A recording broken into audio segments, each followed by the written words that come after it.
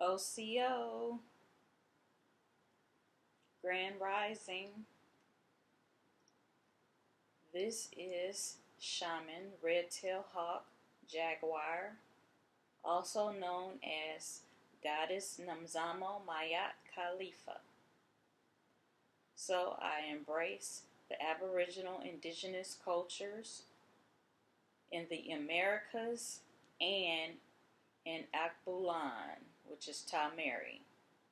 So Turtle Island and Tamari, I embrace the spirituality and the cultures. I actually embrace the melanin-rich cultures of the earth, because the melanin-rich people, the copper-colored people, the indigo people, were the original humans on the planet Earth. So I embrace many different melanin-rich spiritualities. I choose to see the parallels and what we have in common. I focus on what brings us together versus the separation.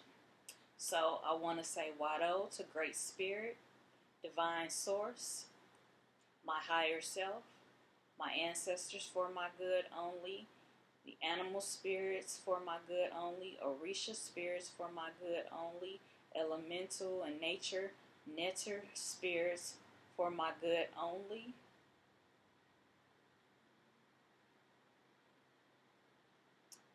I want to say, Wado, thank you. I am clearing the energy, clearing the negative energy, so that we can receive insight from Great Spirit and our spirit guides.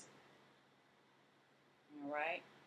I have the peace pipe, the sacred pipe with tobacco, American Spirit tobacco, no additives. Tobacco is sacred in Aboriginal indigenous culture. Sage is sacred. Cedar is sacred. This is a mix. And then we have sweetgrass. We had the sage and cedar clearing the negative energy. Now we're going to welcome the positive energy of the sweetgrass. This is to Divine Great Spirit. And we set the atmosphere.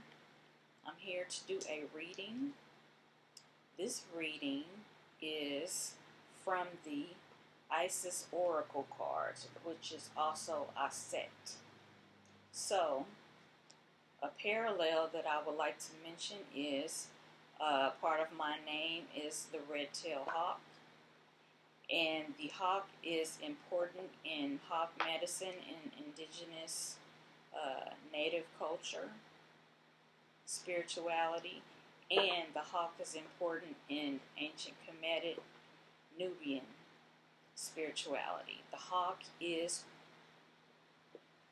Heru. They also call him Horus, and it represents higher consciousness, Christ consciousness, being resurrected, being rebirthed, renewed, just like the phoenix. The phoenix is rebirth through the fire. So I identify with that because the red-tailed hawk came to me in person, in real life, and sat above my head as I was sitting on my balcony.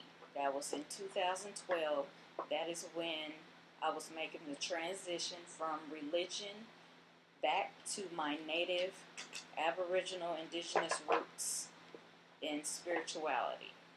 So, I really embrace the red-tailed hawk. It will be my spirit animal forever. The raven is my totem because of Libra. I'm born in September. And the black jaguar, to be exact, is my journey animal that protects me and is my journey guide in my dreams and visions. That energy, I see the parallel between the red-tailed, not excuse me, not the red-tailed hawk, but the vast energy and the black jaguar energy. I see the parallels. What the black jaguar represents power, solitary, the divine feminine energy, healer, protector, fertility, vast, and the black jaguar. Helps you see what's in the darkness, address the things that are in the dark. Rebirth and growth happens in the dark. So those are things you can look at to find the similarities in the spirituality and culture. So, I have shuffled the cards just to show you how I shuffle them. I shuffle them and I try to channel what Great Spirit and our ancestors, the animal guides, spirit guides, elementals, nature guides are saying. What advice do they have? What are the answers we are looking for? I have the lapis lazuli, the turquoise, and the black obsidian. Right? So, the ancient Olmec, the Mayan, the Xi, they dealt with the black obsidian. They had black obsidian mirrors. They used black obsidian for divination. Alright? They were big on getting in touch with the ancestors. Guidance from the ancestors. So, I am my ancestors' keeper. So, I am here to encourage you to go within, meditate, and tap in to what your ancestors did. The ancestors that are for your good only.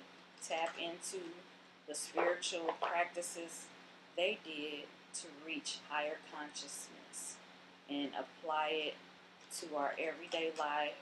And if you can, help someone else achieve the same thing. Alright?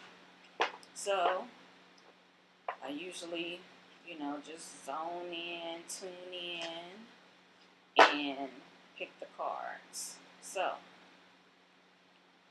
the cards that I picked were,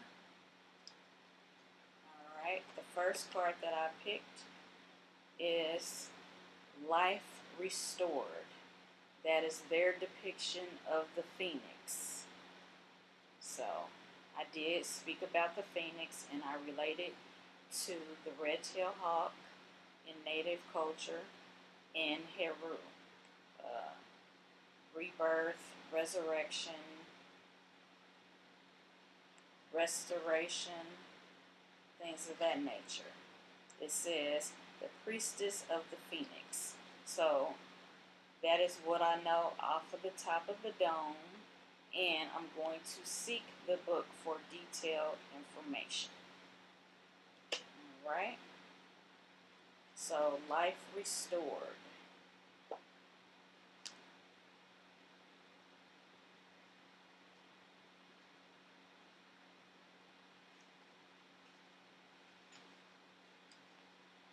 Life Restored. Spiritual resurrection is gifted to you now. Whatever part of your life that you thought to be dead is being revived and will flourish back into your life. Just as the phoenix rises from the fire, transitioning from death into life, so too will you rise again, healed and renewed. So this is healing and renewal. So we can expect that in our lives. Healing and renewal. We will rise out of the fire, out of all that inner work, that we had to do, dealing with the man and the woman and the mirror, dealing with our inner issues, facing them, and going forward, because we are coming out of the fire like the phoenix to rebirth, resurrection, regeneration. We are restored. So that is what that card says. Alright, the second card is Divine Destiny. Alright, Divine Destiny. It says the path of the divine warrior. We are divine warriors. She has Heru, the hawk, the falcon, on her arm to assist her as she fights battles. She has the staff with the sun, Ra. She's powerful. So it says the path of the divine warrior. As twin flames, as spiritual beings, we are divine warriors. Spiritually first, and then physically when necessary. So you fight your battles on the spiritual realm first, and then that will spill over, the victories will spill over into the physical realm. That is what I received. So let's check out the book. It says Divine Destiny. Let's see the in-depth look at that card. Divine Destiny. Alright. Divine Destiny. The Divine Warrior. It says spiritual work of the higher initiates. So we are initiates into higher consciousness. We are divine warriors. It says the divine warrior guides you to your divine destiny. The divine warrior energy exists within men and women as the inner, your inner strength to continue on a worthy path, even during times of difficulty. When faced with a challenge, a true warrior will summon more of him or herself for the cause. It might be more wisdom, focus, intelligence, or surrender to the divine. The warrior within has a great inner resourcefulness. So we have resources on the inside from our ancestors, from Great Spirit. So we have resourcefulness and determination. This part of you will lead you to spiritual success. So that is what we want, spiritual success as a divine warrior, a divine spiritual warrior. Our destiny is success. So that is what I get from that card. The next card is Mother of Life. And there's an ankh on this card on wings. And that could be Heru, the hawk, carrying the ankh of life. It represents life. I have an ankh ring, so I'm very familiar with the ankh and the life that it represents. So it says nourishment of the goddess Grain Mother. So Mother of Life. Mother of Life. The earth or the woman, the womb man. Alright, let's see what the book says in depth.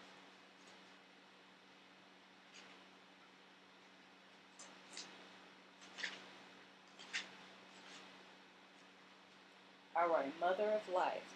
It says we can sometimes fall into existing or doing rather than truly living. We only know that that is what's happening when suddenly our life seems dry. depleted, or filled with tasks. We feel like we are stuck in a rut or habits that may have been comfortable, but it is becoming stifling and suppressing. So, Isis, which is Auset, the mother of life, holds the ability to restore even the most numb, resistant, and difficult circumstances and people back into life. So, restoration again. She calls to you now, seeking to bestow gifts of life upon you. Be bold, brave. Be open to receive restoration. All right. She has life. She's carrying it to us fast on the wings of Heru, the hawk, getting that restoration, that life to us. So if you feel like you've been stuck in a rut, this is restoration, life for you. Right. The next card is Goddess of 10,000 Names. Alright, you see the three. This reminds me of the maiden, the mother, and the wise elder, or the crone. So I think of Ixchel in Olmec Mayan spirituality. She's represented by the black jaguar also. It represents the moon. The golden jaguar represents the sun. So, the phases of the moon, just like the womb man, her menstrual cycle coincides with the moon, the phases of the moon. It says the goddess of 10,000 names. So, those are the symbols on the card. So, also the sun has different phases, like morning, afternoon, and evening when it sets. So, alright, it says Goddess of 10,000 Names. It says Isis, Auset, which is offering endless emanations of the priestess. So let's check that out. Goddess of 10,000 Names.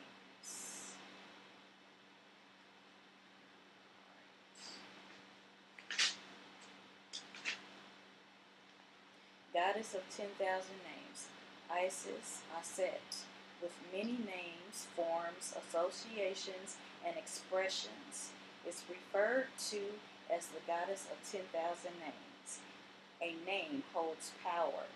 It defines and energizes, or it limits. The names, faces, and roles that you play are just one part of your being, yet you exist beyond them.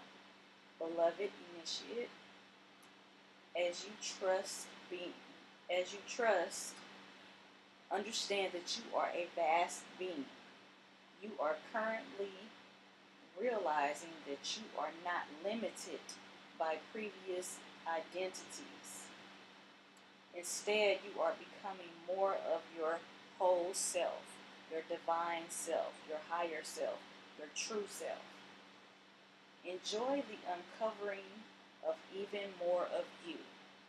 So, this is saying the goddess or the god, the Naga of 10,000 names. You have many identities, whether you're a mother, a career person, a spiritist, you have different roles, different identities. But that is not all that you are. It is so much more. It's just basically self-discovery, discovering more of your divine whole self. So, with all these different phases, and I talked about the phases of the moon and also the phases of the sun. You are more than just one thing. You are not limited. You are limitless. No limit. No limit to the shit. Alright. So, the next card is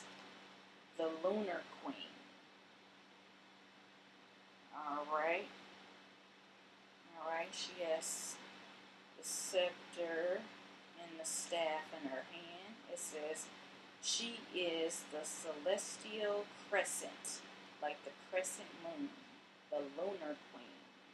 All right, we're dealing with that moon energy. The other card was dealing with solar energy, but I did relate it to the phases of the moon and the sun, and I addressed the maiden, the mother, and the wise elder, the different stages in life. So with the lunar queen, let's check out what the book is saying about the lunar queen.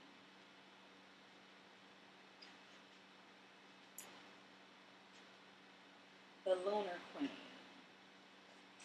All right.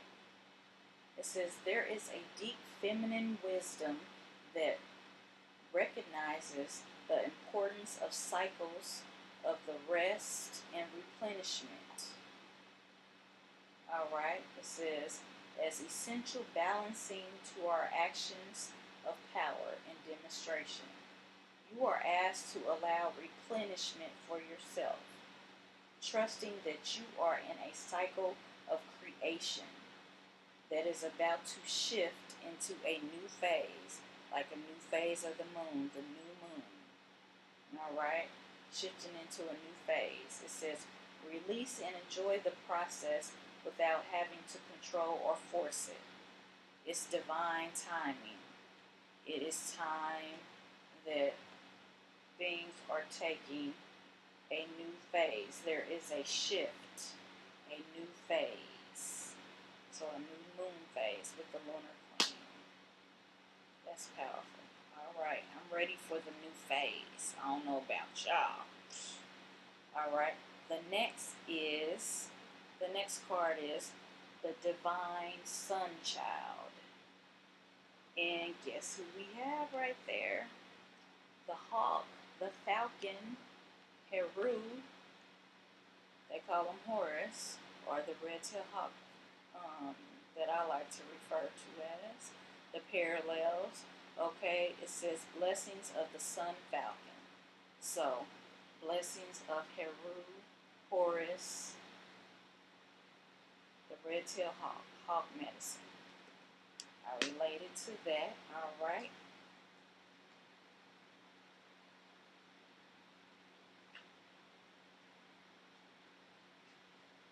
All right, the Divine Sun Child.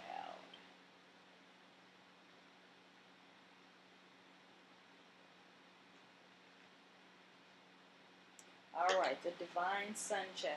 It says, blessings of the Sun Falcon, the Divine Sun Child, Heru, Horus, the son of Auset and Osar, which is Isis and Osiris, flow to you now, beloved initiate.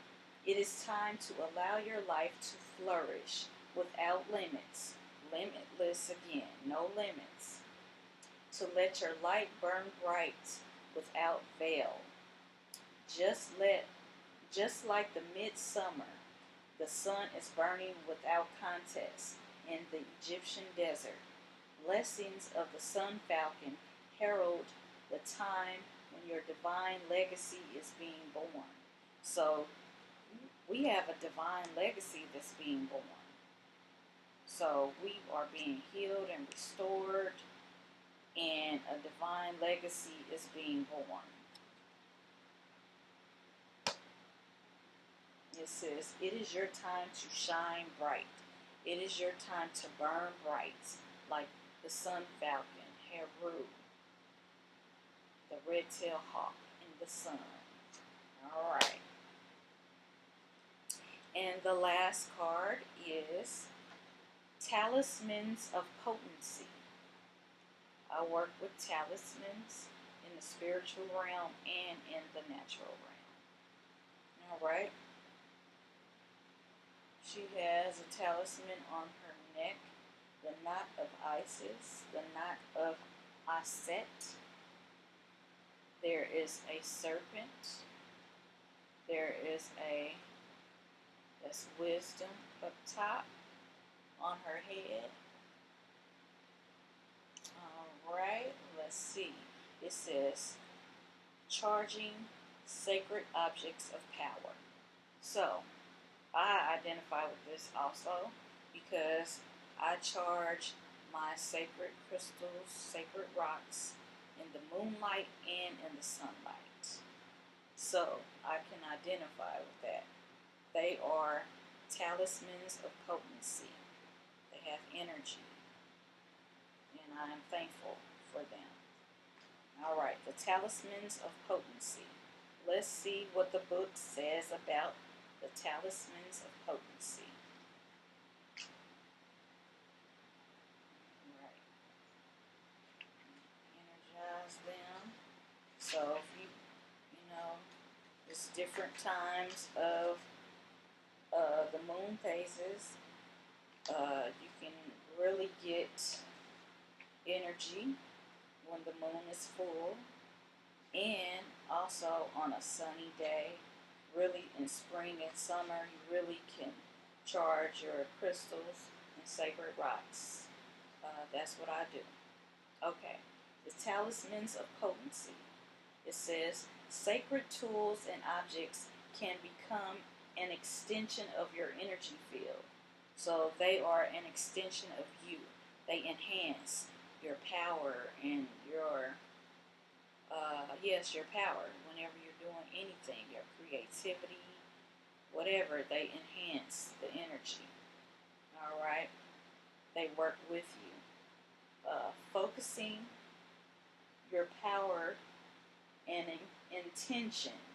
Focusing your power and intention, helping you to heal the spirit between spirit and matter, and learning to bring physical matter more deeply into light and life. You are encouraged to work with sacred materials in a conscious way to help your own healing and enjoyment of the material world as a part of your spiritual practice. Your love for the physical world of matter is a gift to the earth also. So, it talks about, the sacred natural crystals. They can be used as mirrors, like the black obsidian mirrors for divination. You can have, like, the feather of Ma'at that represents truth. Different talismans that represent something to you. They promote and encourage power and the potency of your power and enhance your energy field. So, we are thankful for our talismans of potency.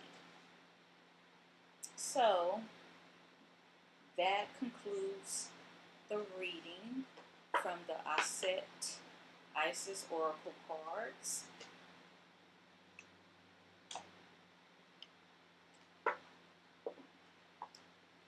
If this resonates with you, cool. If not, I suggest you meditate. You go within. Listen to the teacher within. Seek great spirit and your ancestors' wisdom within.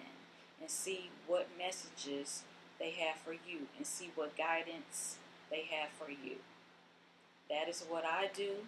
I suggest you try it.